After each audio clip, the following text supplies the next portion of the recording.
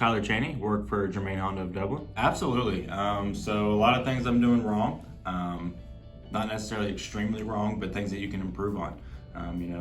You feel like you're doing a job the correct way, and then you have somebody come in here and talk to you about the correct way or better way that you could be doing it. One thing is decline recs when the customer says no to something. Put that on the RO, let them know.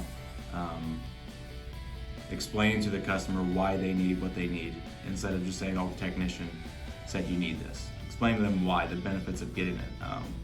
All those things can go forward in making me more money, making the company more money, making my tech more money. So I come from the tech aspect. I've been a tech for 8 years before I became an advisor.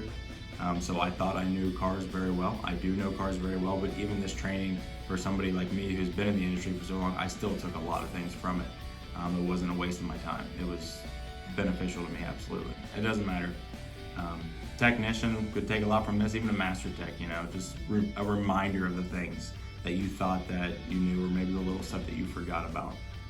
A kind reminder and training like this is beneficial to anybody. I'd definitely like to thank my general manager and service manager for sending me to this, giving me this opportunity, paying for this.